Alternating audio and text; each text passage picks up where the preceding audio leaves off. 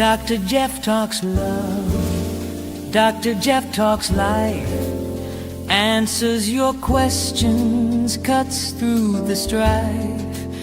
Sex and intimacy, real and true, evidence-based, made just for you.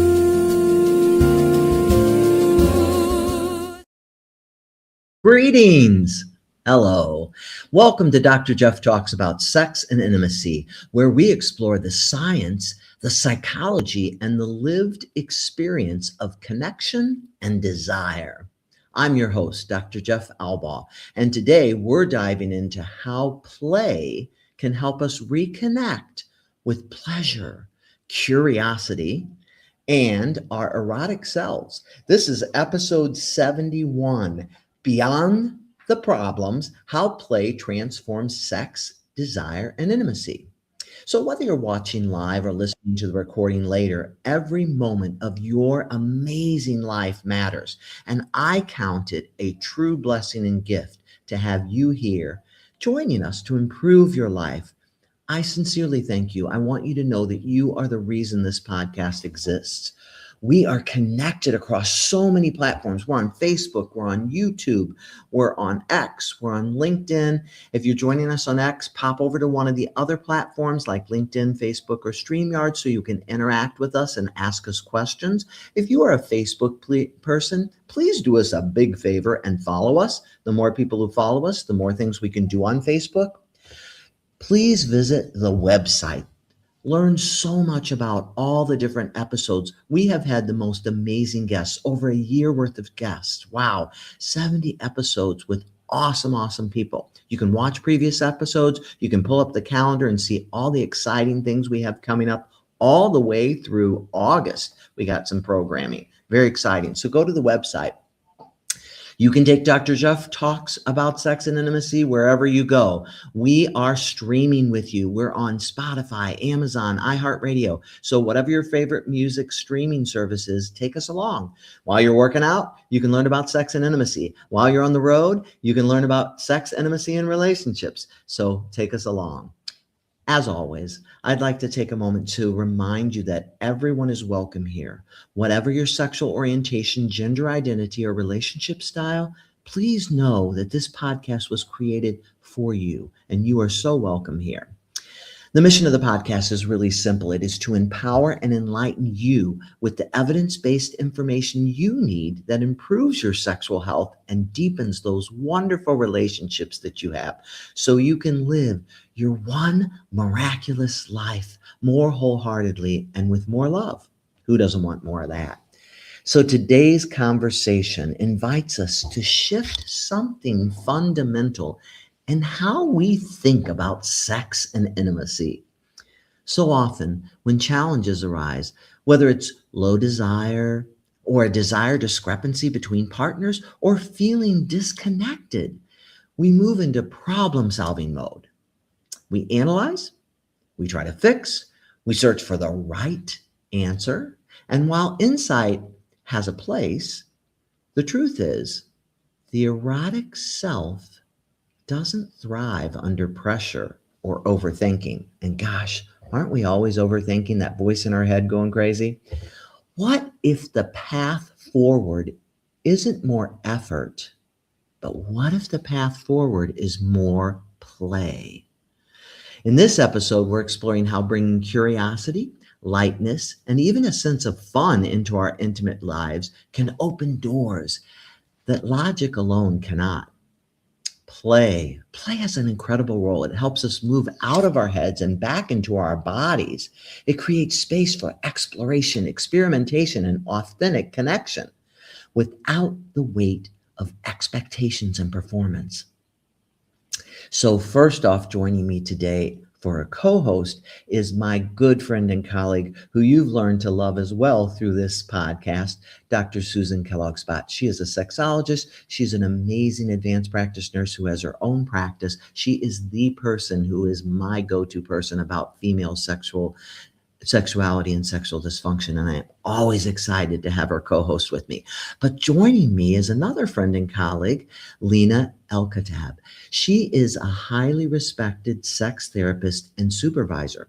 She helps individuals and couples reconnect with their erotic selves in ways that feel expansive, embodied, and deeply human.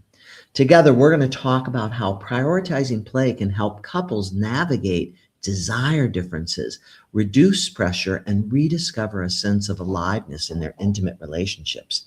So, my guest, Lena Elkhatib, she is a licensed marriage and family therapist. She is ASEC certified sex therapist. You've heard me talk about ASEC, where you can find therapists and counselors.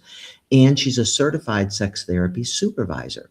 She specializes in working with individuals and couples navigating sexual concerns, desire discrepancies, relational disconnection, and the complexities of erotic identity. Lena's approach integrates evidence based sex therapy with a deep appreciation for embodiment, emotional attunement, and the role of curiosity, one of my favorite words, and play in sexual well being. She's particularly passionate about helping clients move away from performance driven or problem focused frameworks and towards a more compassionate, exploratory relationship with their sexuality. So, without further ado, I want to bring on my fabulous co-host and my wonderful guest. Welcome, Lena, and welcome, Dr. Kellogg-Spadt. Hi, so happy to be here. So Hello. happy to have you guys. And what a great subject. Don't we all, in our romantic relationships and our sex and intimacy, don't we need more play in our lives? Oh my God. I mean, I am here to talk about that, and you're going to have to silence me at some point because I can't stop talking about play. I love it. And I know, Dr. Kellogg, you were like, oh, I definitely want to be on this episode because we love play. Yeah. Without further ado, Lena, what I'd like to do is hand it over to you so you can do your presentation, and then we'll come back on and talk about it soon. Sounds good. All right. So, I think the juice is going to be in the conversation that we're going to have after this. So, I'm going to try to go through these slides pretty quickly. But like I was saying a minute ago, I could go on and on about this because I truly believe that play is one of the most underrated and yet one of the most powerful tools that we have to transform the way that we do sex, desire, and intimacy. And what's great about it is that it's a tool that we have been using our entire lives. So we have it, it's available to us, it's powerful. And unfortunately, we don't talk about it as much as we should, especially in the context of therapy. So that's something that I'm hoping we can start to change. So Jeff already did the introduction, so I'm going to skip past this. But here's the thing. I'm a sex therapist, and hands down, the most common thing that I see in my office is when couples come in wanting to work on desire discrepancy, which is basically when a couple comes in, you have one partner saying, I want to have more sex, and another partner that's saying, I want to have more sex, but I just don't. I really do, but I don't. And usually, by the time they come into my office, sex, intimacy has become so burdened by resentment, rejection, guilt, anger, shame, pressure, anxiety, all of these very unsexy feelings. People are just carrying this and wondering, why can't I connect sexually? Well, kind of makes sense if that's what you're holding. And that's usually what people are coming in with. And so, in therapy, understandably so, we work on communication skills. How can you talk about your wants and your needs? How can you know, talk about this discrepancy in a way that's going to be more compassionate and more understanding? We do psychoeducation around the different types of desire. It's so important to understand the way our body works, to understand our partners, to understand our own erotic identities. Crucial. We talk about things like prioritizing intimacy, scheduling intimacy, date nights, things like that.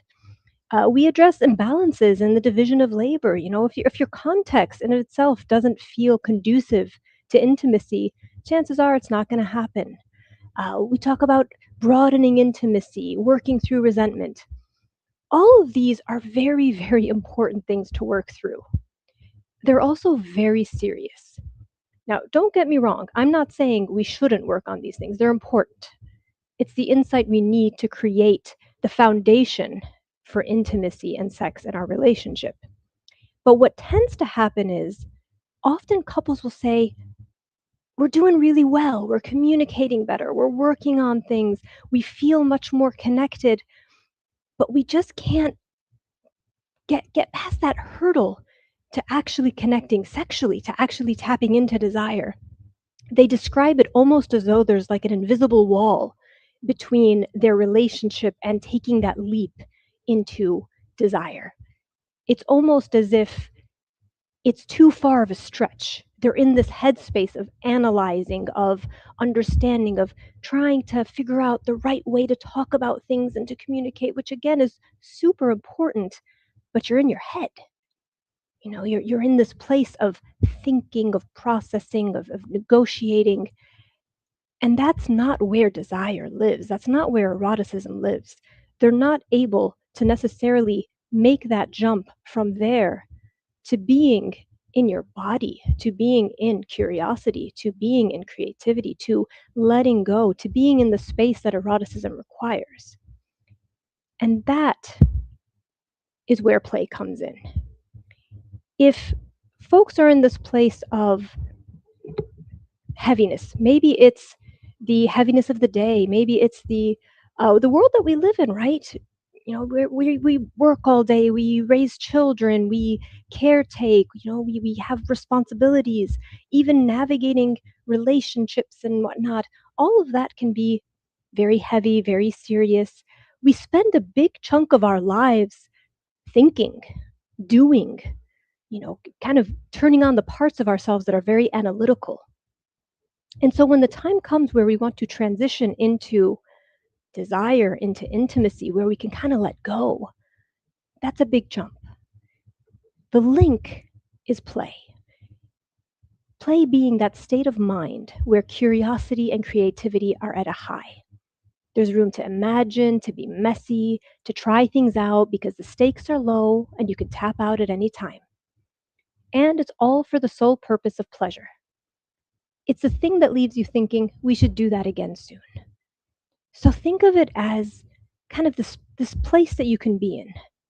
The heaviness of the day, the heaviness of being in your head, being in your mind, analyzing, to being able to release that, to being able to let go, to be able to just be. That state of mind is what play activates. And it can do two really important things for desire and for sex and for eroticism. It can serve as a transition where it puts you in a state of mind that can allow you to better move in to desire and sexuality. And the ingredients for play also happen to be the same ingredients that enhance desire and intimacy and sexuality, which we'll talk about in a minute. So technically, what is play? From a very technical standpoint, it's a hardwired neurobiological drive designed to enhance the bonding that's necessary for survival. So play is not frivolous. It's not this thing that we do when we're kids and then when we become adults we no longer need. Mammals need play. It is how we bond. It is how we survive. It's how we learn. As children, as babies, it's how we understand the world around us. It's how we connect. And it is one of the primary emotional systems. The others being seeking, care, lust, panic, grief, rage, fear. So it is a part of who we are. And yet somehow we talk about play as though it is child's play. But it's not. It is very much crucial for our survival. So the 7 core tenets of play, and these are put together from a variety of different sources.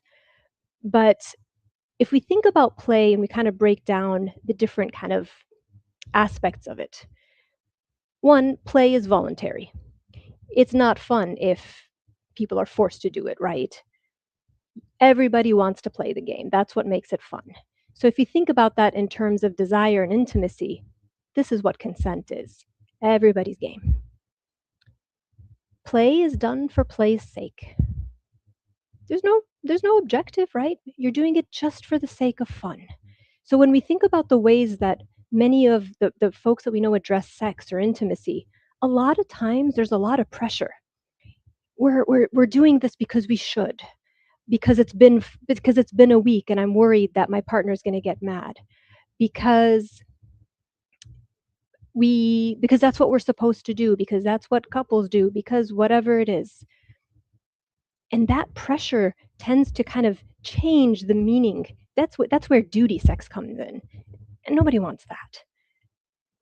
Play is done for play's sake. And to be able to kind of tap into this notion of doing things just because they're fun, what a beautiful way to tap into that and apply that to sexuality. Play is imaginative. It lives in the as if. If you look at the way children play, they are figuring it out as they go. You know, they're masters at it. If you just watch, you know, I have two small children. I'll often just watch the way they just create things, you know.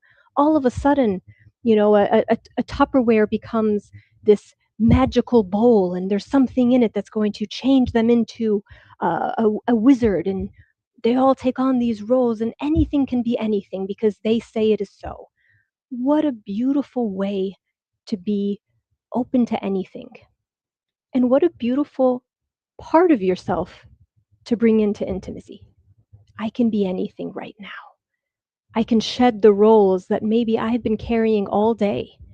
Maybe roles that force me to be in caretaking mode. Maybe roles that force me to be serious and on and in control. Maybe I get to imagine what it's like to let that go and try on something else. Play involves a state of flow. And this one I can't emphasize enough. Play is, at its peak, you are in the game. People that run might understand this. You know, when you start running, after a little bit, a few blocks in, suddenly you're just in it. You're not thinking of anything. You're totally present. You're feeling it. You're in your body. This flow being total presence. And this one is especially important because, man, how many of us can't help but pick up our phones 1,000 times a day? How many of us get into bed and then the first thing we do is we start doom scrolling? And then we wonder why we're not feeling this connection with our partners, why we're having a hard time with touch, with intimacy. We're having a hard time being present because there's so many interruptions around us all the time. Play allows us to be there, to just be fully immersed in what's happening in front of us. And especially in today's age, that is very rare. And I think play reminds us how to do that.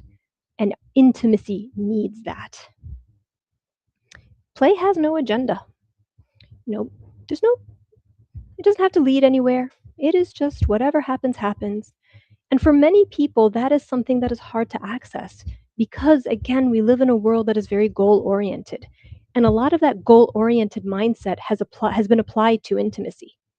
If we have sex, someone has to have an orgasm. If we have sex, it's for a specific objective.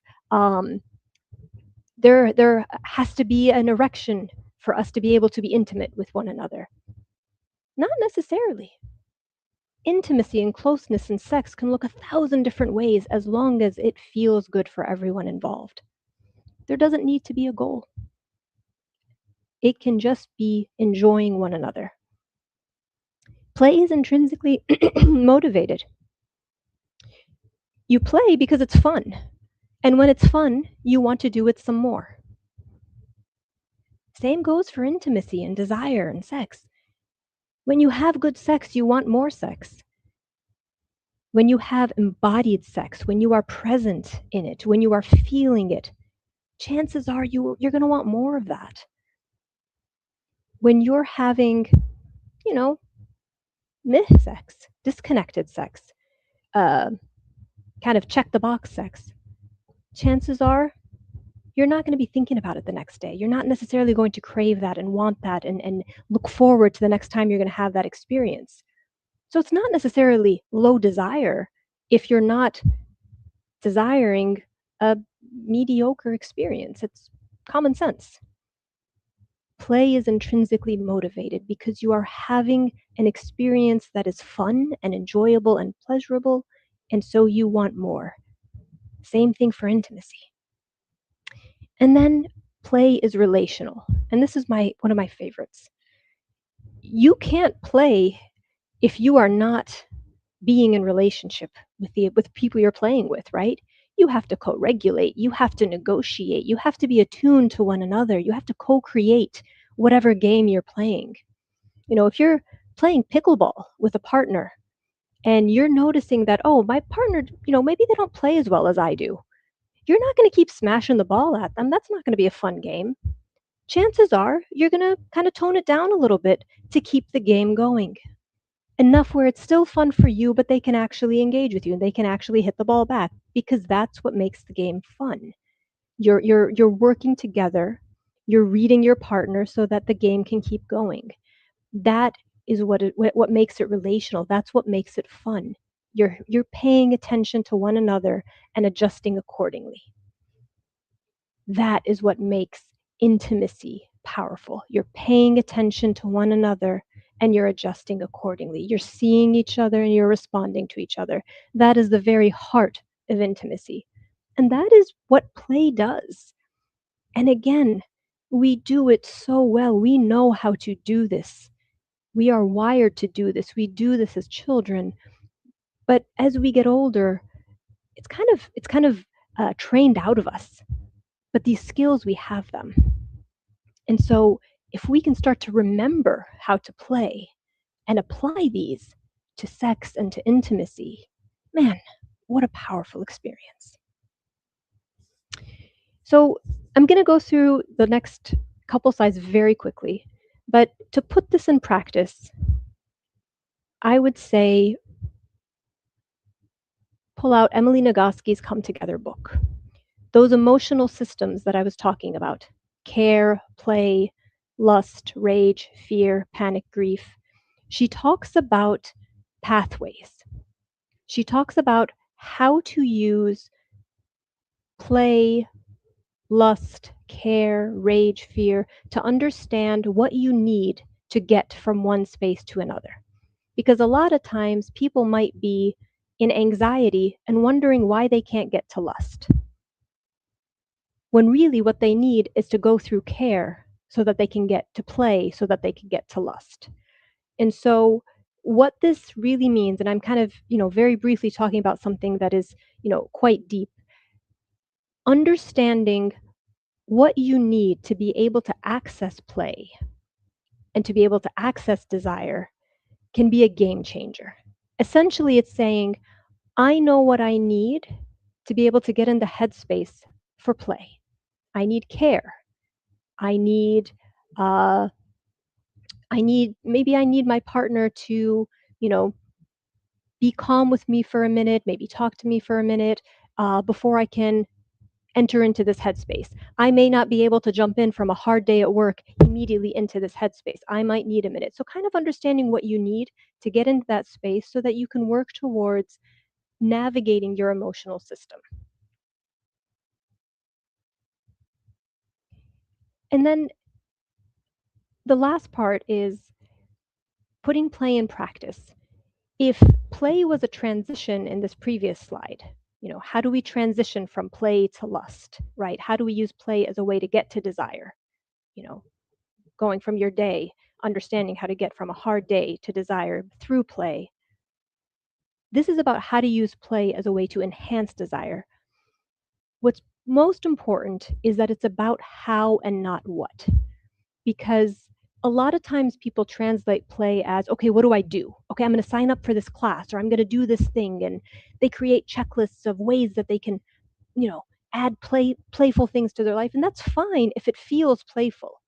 But if it becomes another chore, or if you're dragging your partner into something that they don't want to do, that's not play. It's about how it feels. Does it feel low stakes? Does it feel like everyone's on board?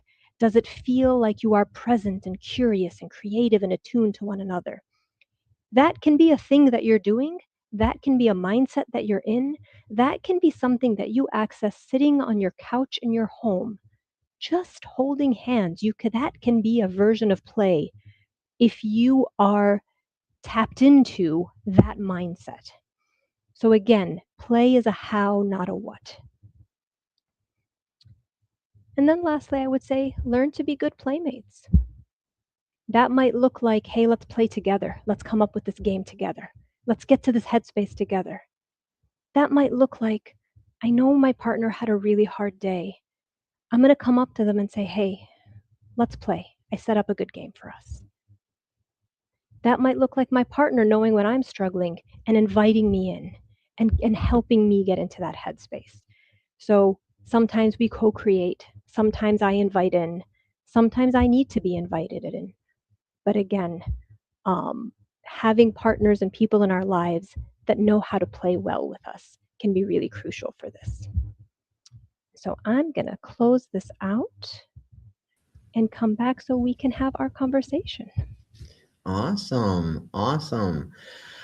Thank you so much. That was great. What a great kickoff to play. I like the tenants a lot. It's just so many good things. What'd you think, Susan? I have 1,000 questions. 1,000 questions. I had to go through it quickly. I wish I could have slowed down. So fire away.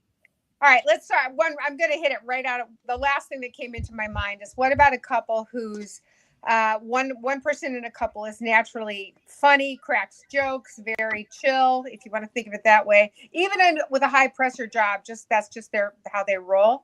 And the other person is very serious all the time, very serious, not a great sense of humor. Life is just not depressed, just a very serious person. How those two very different personality styles, what is the hope that they can play together? Mm-hmm. Well, so I think it's important to understand your play styles. Different people have different play styles. And you can look that up. There's actually quizzes online for adult play styles. If you just Google that, you can find that. And kind of understanding your approach to play versus your partner's allows you to kind of settle into that. You don't have to play in the same way. So if your partner's cracking jokes, you can be present with that. You don't have to do the same, but can you be present with it? Can you receive it? Can you join in it without necessarily doing the same?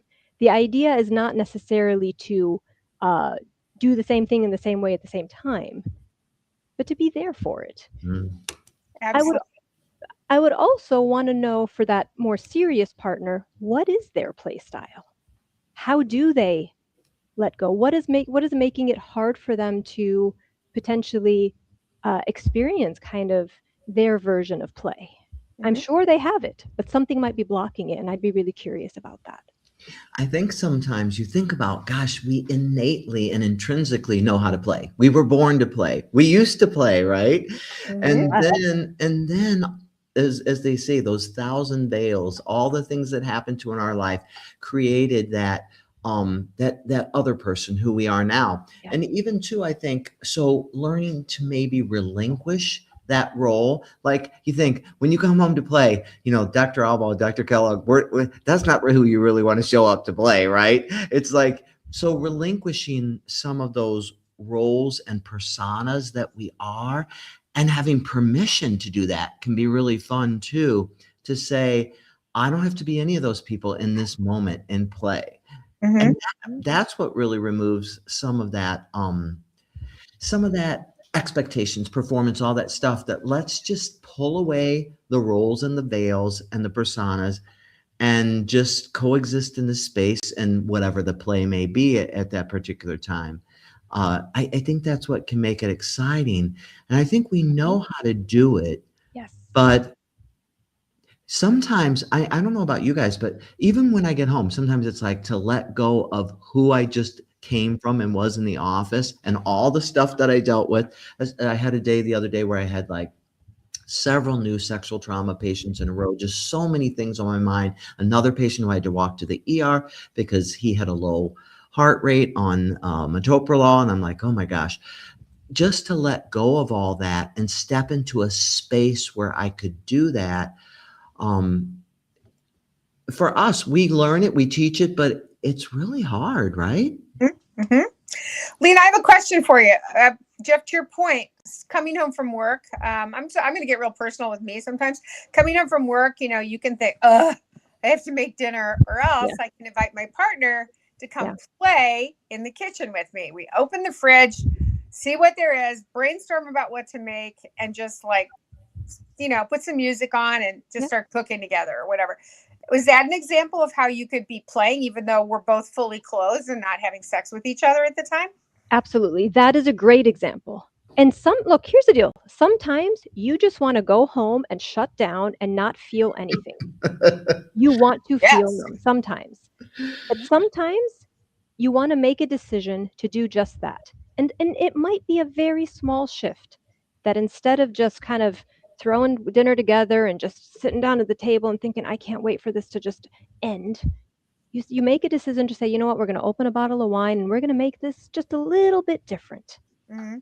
How fun, though. And gosh, Susan, what a great thing. And I really give you credit too, because sometimes I just have so much trouble shifting gears out of that fix it mode, that problem solving, all that stuff, into what a perfect thing to pull you out of it, just to go, let's just, dinner has to happen, but let's see what the hell's in the fridge and just have fun with it, And it doesn't take much. The thing that it does take is an interruption, usually a small cue. Like you get home, sometimes putting on a record that you like can change things. A little cue that tells you, okay, I'm going to feel something a little different. But often what we do is the opposite. So we sit down on the couch and we get on our phones and then we tune out. Yeah. But if we can just make a small decision to say, actually, you know what? I want to feel something, anything, just a little bit. We're more likely to say, I want more of that. Oh, that song. Oh, yeah, it made me think of this other one. I want to play this. Oh, yeah, I remember that song. That felt really good. Oh, yeah. I'm going to turn it up. And I'm going to sing along to this. Music is so powerful, and I think you're so right. And sometimes we just forget those simple things that could shift you into that different mode so easily, like a really great song or something like that, because something's got to pull you out of it. But like you said, I think what we think we have to do now is I have to tune out. And we tune, but we don't tune out. We tune into our phone or our something. But what if we tuned into our partner and tune off of screens? We've been on them all day, usually with our jobs. Yeah, exactly. So I have another question. If you talk about play as a vehicle or as an expression of intimacy, then it's very possible that many forms of play don't lead to clothes coming off. Am I correct? Absolutely. And so I think that's a very meaningful take home, is that I think when people think about sexuality and play, they think about dress up, having sex with a mask on, which is all perfectly lovely, by the way, but it doesn't have to be in bedroom with the goal of penis in vagina or vagina and vagina intercourse. That it really can be literally just having a good time with your partner and laughing and crack it up. Absolutely. Okay. My goal with my clients is not that how to have, wild sex where you're role playing and how to, come up with these elaborate scenarios. Great if you can, love it.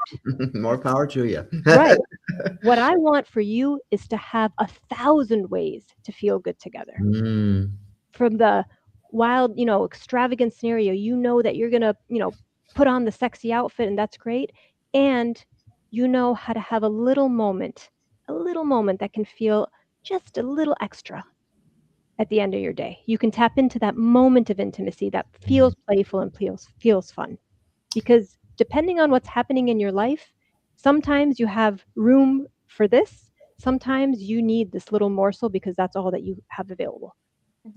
So again, And then being lot. open to that present moment, and going with it. Because like you said, it's like I say to people, like, what could be more fun than a really good cuddle? Maybe that's where you start, and then you end up ending there because you lay together, and you're like, okay, who knows where this is going to lead? And it feels so good to just be body to body. Or maybe you get into this amazing discussion or pillow talk kind of thing. So many things could happen if you stay present and open and not believe that there is a goal you're headed towards. The goal is penetration. The goal is orgasms. The goal is naked. The goal is strip off our clothes, right, Susan? But the goal is simply deep connection where you feel seen and heard and you feel good and you're having fun together.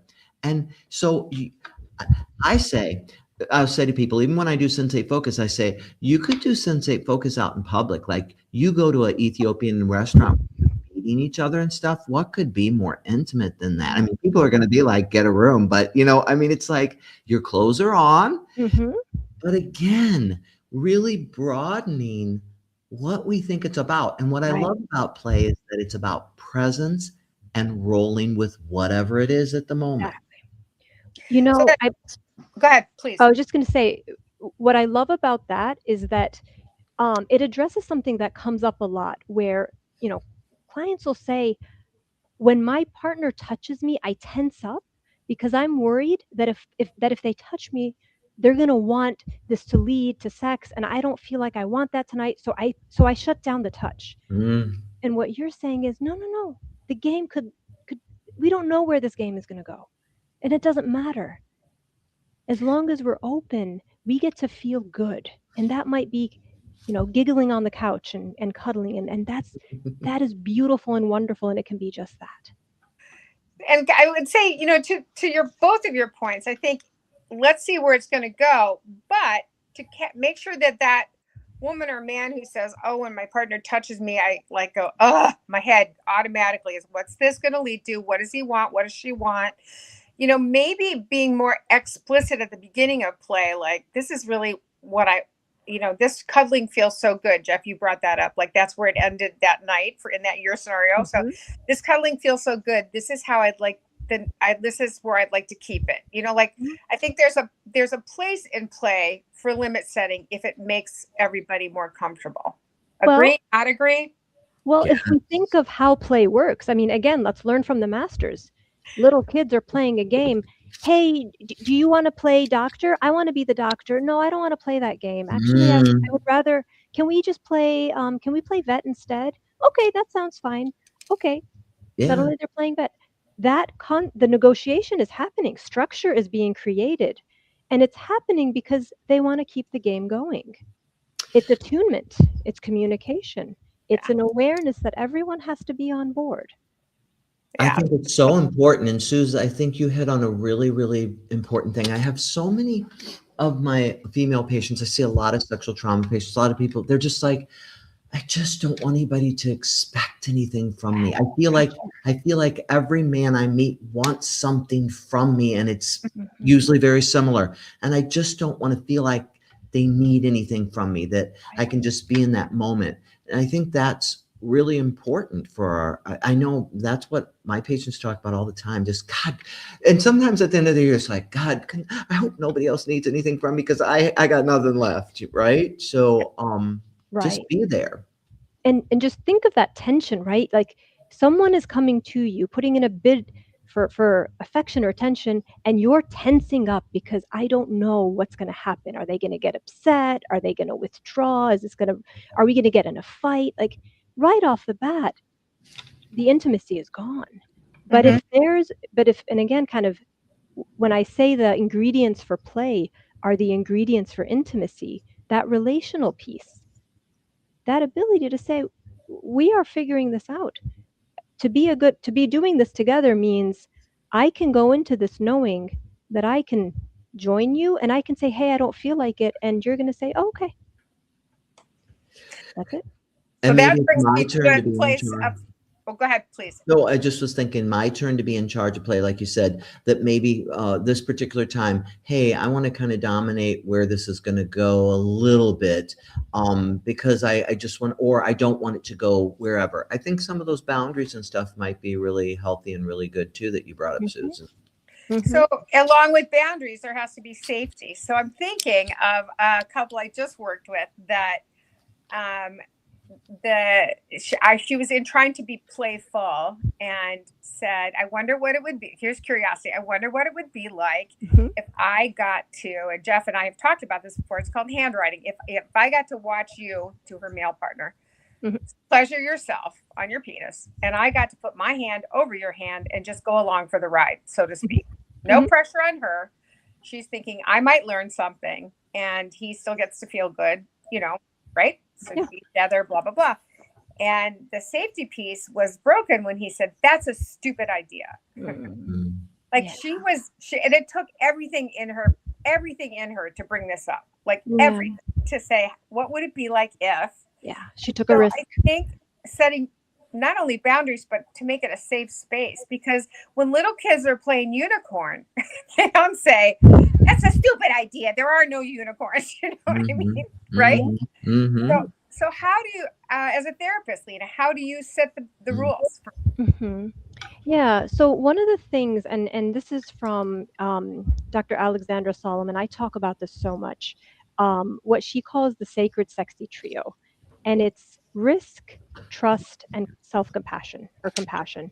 And basically what she says is, you take a risk. Hey, I wonder if I could try this thing with you.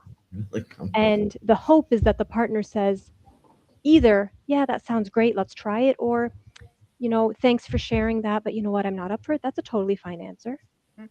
And if you get that answer, cool, you built trust, right? I can share a desire and I trust that you're going to respect that. And now I can take an even bigger risk. What happened with them is that this partner took a risk and it didn't pan out so well. She got rejected and she got shamed for saying that. The part that you need to lean on is compassion. We messed up. This didn't get handled well. You took a risk, and instead of meeting it with care and kindness, you met it with judgment and shame. So there's some repair that needs to happen there. And so I'll often work with couples on how you can learn how to recognize a risk and how to address it in a way that's going to build trust. And when you falter, because you will falter, how can you repair? People mess up. So important. And, you know, because I think about it and I think, gosh, let's face it, all this is real vulnerable. Your client who did all that was being incredibly brave and vulnerable to do it and say what she did. And that's where it's like, especially with play, we don't want to poo-poo the other person's idea, right? We don't want to poop on somebody else's great, you know, whatever that idea is. It's sort of like when someone's eating something they're really enjoying, you're like, ooh, do you like that? You know, right? Yeah. It's not okay. So I think maybe setting some ground rules and things can be really helpful too. So it's a really good point. Setting ground rules, again, this attunement, we want to play together. We want to keep this, if we want to keep this play going, here's what we need to do. And when we mess up, not if we mess up, when we mess up, how do we take care of each other? Really good point. So do you think this is one of the reasons that people, I mean, my patients often will say when they have had a little bit of wine or maybe they've had some marijuana, they tend to flow more in sexual play with their partner. Do you think that taps into that ability to play a little bit more? I'm not condoning or condemning that. I just am making a comment, actually. Probably lowers some inhibitions, probably allows, you know, depending on how they're responding to it, it maybe allows them, you know, to what Jeff, you were saying earlier, to shed some of the roles that they're carrying throughout the day. Yeah. So I got a question that came in for you. It's, my partner and I love each other deeply, but sex has started to feel very serious and goal-oriented. So how can we begin introducing more playfulness without feeling forced or awkward? I thought that was a good question. Yeah. So one, even if it feels forced or awkward, that's okay. I think there's something, you can even laugh at that. You can even laugh at the fact that, oh my God, I can't believe we're doing this. That's all right. But I would say do it more. Try a lot of things, from sexual things to non-sexual things. Playing a game together, playing a board game together and laughing your heads off, that is a way to introduce play that is non-sexual by any means, but it helps you feel, again, it's the how. It helps you remember what it's like to let go. It helps you remember being present with one another. It helps you remember kind of being in this easeful space with one another. So remembering how that feels will probably allow you to then transition that into a different version of that kind of play. So I would say one, play in as many ways as you can think of, sexually and non-sexually, big and small, and see what feels good. Experiment, try things. This really is about an exploration, because there's no manual. There's no kind of if this then that. You really just gotta try things out and let yourself feel and have the experience so that you will want more of it. Mm-hmm. Susan, Dr. Kellogg, what do you think about that? About how can we begin introducing play without feeling awkward on this person who's a little bit, serious and goal-oriented and uptight? Well, I will tell you that no matter in practice, and I think Lena, you would agree with this. In practice, there almost always is one person who's much more awkward and much more, and much another person in the party that's like, oh heck yeah, that sounds like fun. I want to laugh more. Do you know? So I think that probably saying that this is normal, number one, that it's normal that not everybody's all in the boat the same way. Sure. And that if you, I'm not always lucky enough to see both people in my practice. I usually just see women, and they go home and they try to employ things that we talk about in the office. And sometimes they get met with, that's a stupid idea. And other times they get met with, well, it sounds weird, but okay, I'll try it. And then they end up cracking up. But I think to say that there's a number of ways this could be received. It could be received really wholeheartedly, and other times it could be almost feeling like it's shut down. So the first thing you want to get is buy-in to the concept of play. Just try it. You know how people do. Jeff, your point about the food, people say, well, I know you don't like nachos and ketchup, but just try it. Just try. Have you ever had it before? And so just try it. And I promise, if you don't like it, we can stop. Because that's kind of negotiation that happens with sex anyway, to be honest with you. Right. For sure. So yeah, because consent is an ongoing thing always. So that's good. Right. Play is voluntary. I have another question for you guys. I feel disconnected from my erotic self due to stress, parenting, illness, aging, and my cancer treatment. What are some small ways to begin reconnecting with pleasure, sensation, and play again with my partner? So I would highly recommend that emotional floor plan that I was talking about earlier, because what it does talk about is transitions. Because you're talking about some really hard things to be in. It can be very difficult to want to jump from anxiety, grief, and fear into a place of play. So something that I would kind of wonder about is, might there be a level of care that you need before you could potentially access play? It's a question. Is there some sort of supports you need? What conditions might help you better settle into play? Those are things that I would wonder about. And also, when it comes to play, what are things that feel available to you? They can be sensory, right? Things that, what are things that helps your body feel good? What are things that you can access, touch, taste, smell? It doesn't have to be a big ordeal, but something where you can really let yourself in the moment just feel from a pure kind of five senses standpoint. That can be a way to kind of really kind of turn your senses on. Mm. Remembering the things that you enjoy. For some people, it's, they forget that they love to read. Maybe they haven't read a fiction book in ages, and then they, pick up a novel and they're like, oh my God, I forgot how much I love this. And, suddenly they found something that they've reconnected with.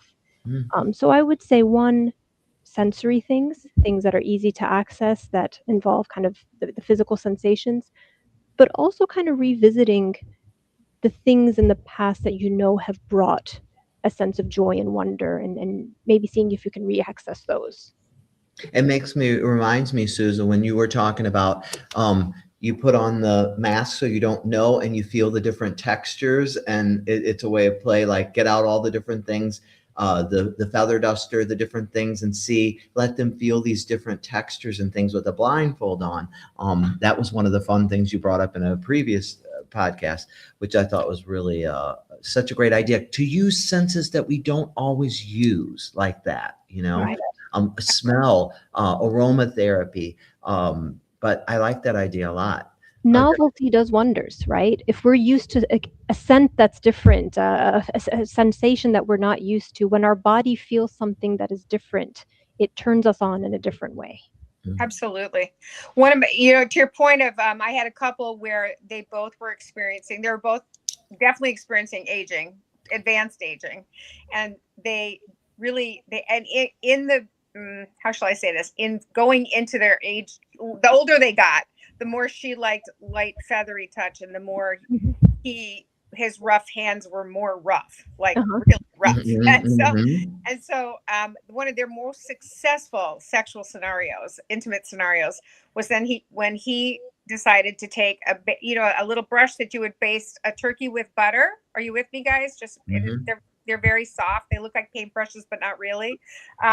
And he did that on her arm, and she was just like completely aroused by the end of that. I was like, he turkey basted you, but it was a non-painful, gentle touch that was just so lovely to her and so thoughtful of him. Put those two together, and that's a beautiful scenario. And that's the thing. I love that you guys talked about giggling, because I mean, my wife and I, we just celebrated 40 years, and I will say that as you get older, you better learn to giggle, because things just happen that you're like, oh, and you can't move like you used to, and you end up falling over or doing whatever. And so we laugh a lot, during those intimate moments sometimes, never at each other, but with each other. It's like, I can't move my leg. It's stuck, or whatever happens. So, gosh, I mean, the thing is we could talk all night long. So what I'd like to invite you both, I would love to do a play panel 2, where we come back to this subject and talk more about some of these ideas and different things, if you're willing, this summer.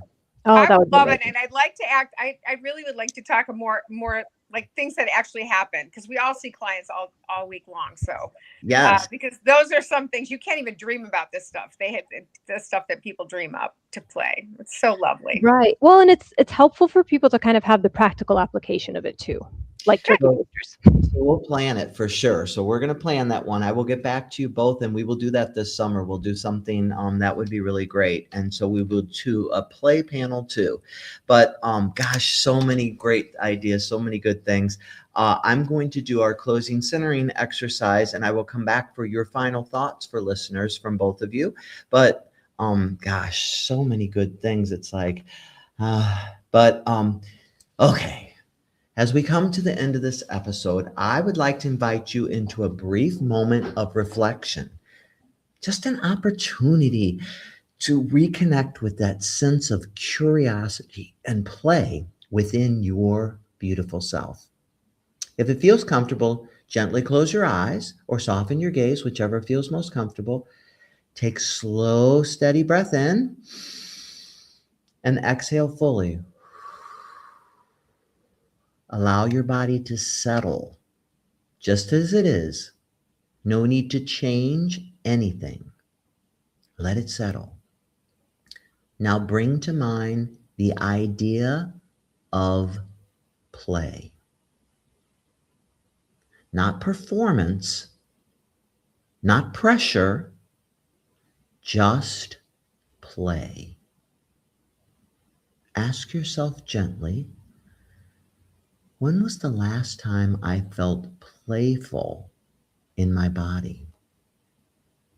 When was the last time I felt playful in my body? No need to search hard, just notice what comes. Now imagine what it might feel like to bring a little more curiosity into your intimate life. Curiosity about sensation. We talked about that. Sensation, smelling, hearing, feeling, tasting. About connection. About what feels good. Not what feels right. What feels good? You know what feels good. See if you can let go just for a moment of expectations or outcomes and instead allow space with your partner. Think about allowing space for exploration. Take another slow, deep breath in. And as you exhale, imagine softening into openness and curiosity. A reminder, intimacy doesn't have to be perfect to be meaningful. Presence, being present over making it perfect.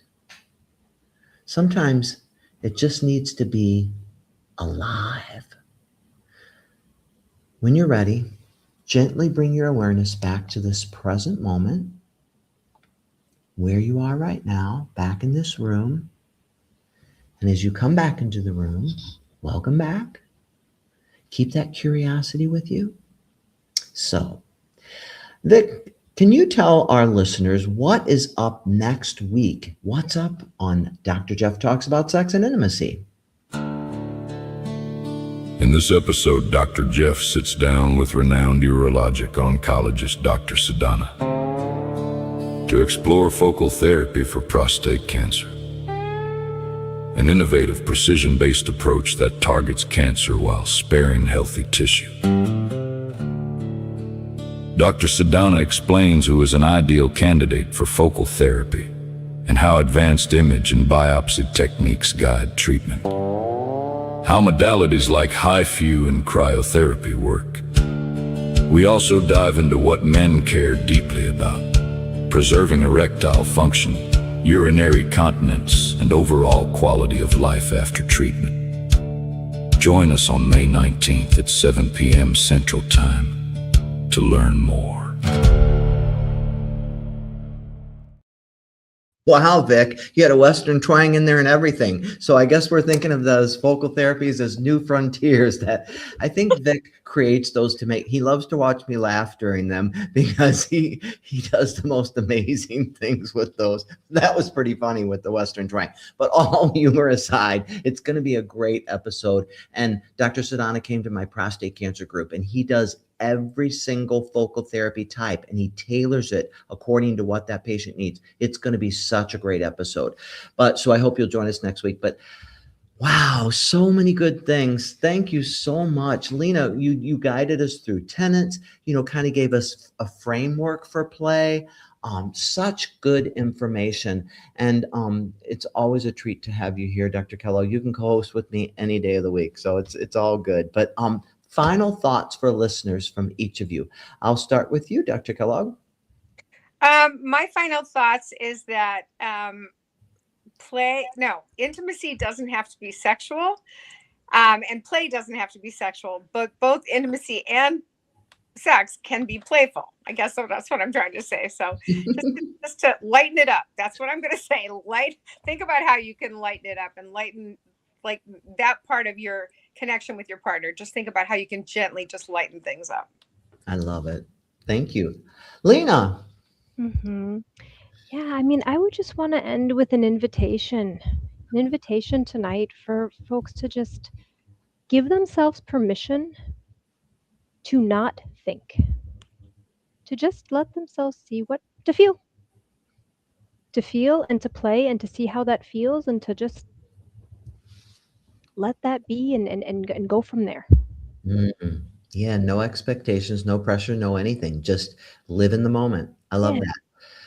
Listeners, just remember you were innately and intricately born to play. You started playing as an infant and you know how to play.